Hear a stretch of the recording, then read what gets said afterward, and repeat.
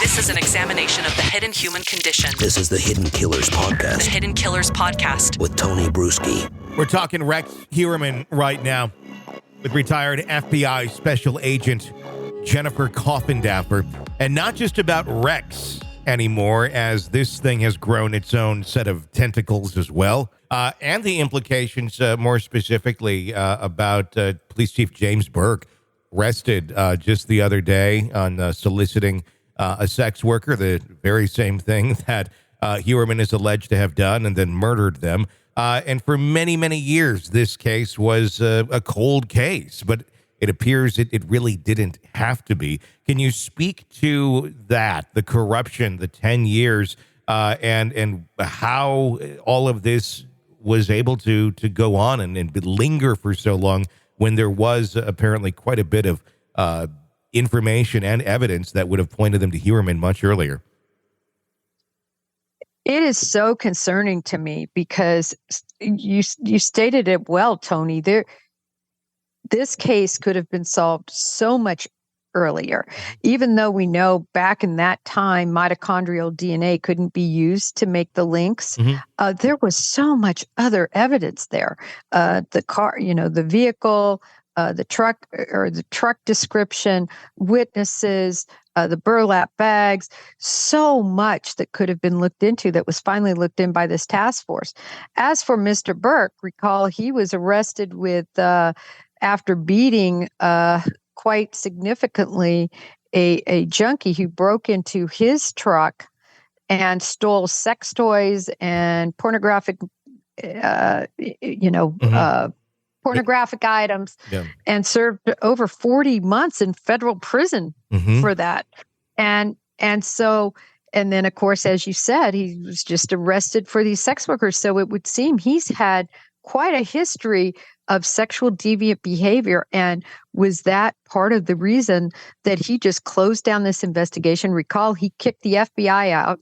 We can't be involved in these cases with no interstate nexus or federal nexus unless invited.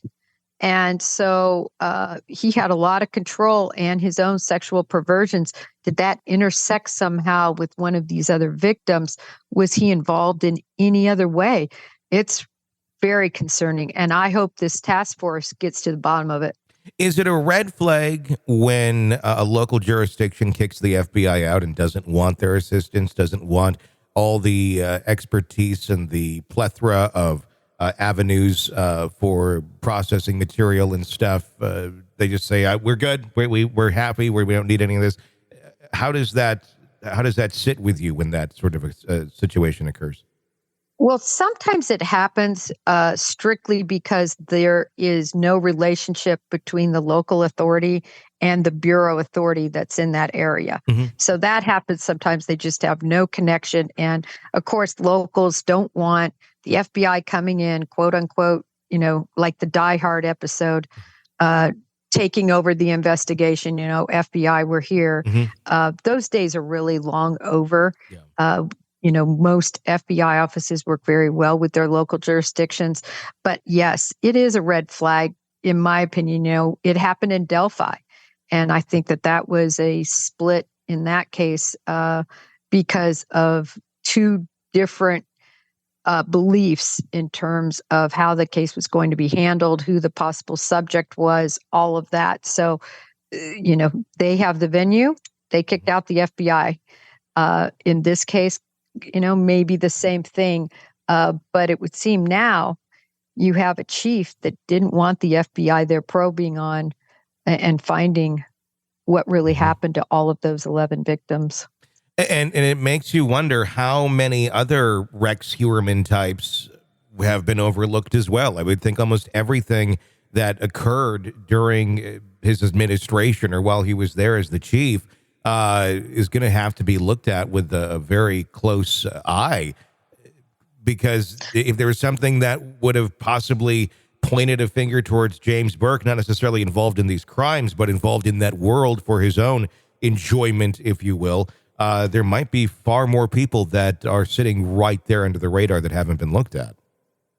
Yes, it's such a great point, because if this was something he was trying to hide, in other words, his illicit vocations on the side, if he was trying to hide that, imagine all of the other cases, all of the other sex workers, as an example, that might have information on him, and that, cases were otherwise set aside or weren't properly investigated.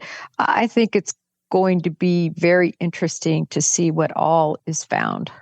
How in control is it or was Chief James Burke in this, in terms of acting alone, in terms of saying we're doing this, we're not doing that?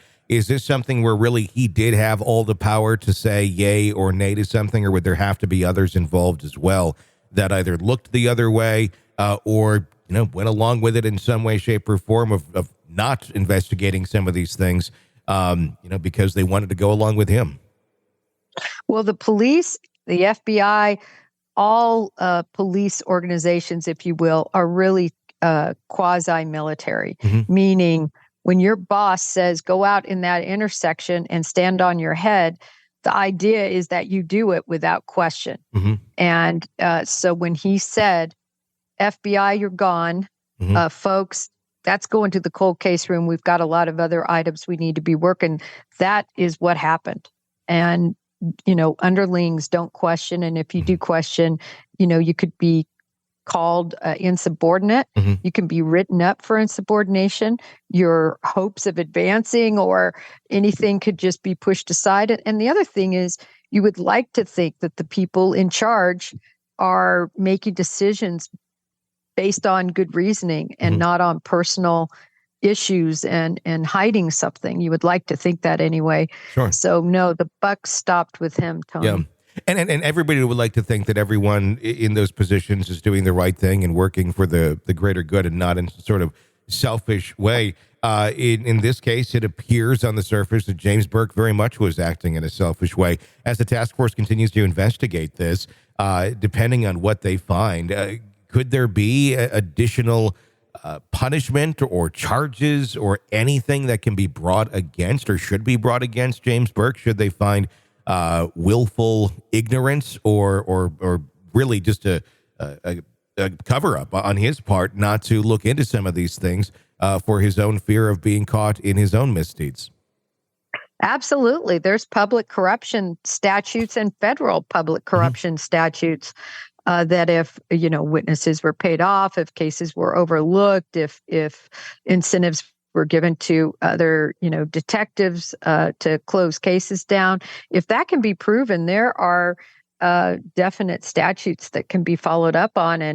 And I think we're going to see a very hard look at a lot of different cases that could have intersected with the Lisk murders. And hopefully that will lead to possibly some new convictions and actually finding those responsible as they continue to dig into that. Very, very interesting new direction or spider leg off of this whole case. Yes, it really is. It's something.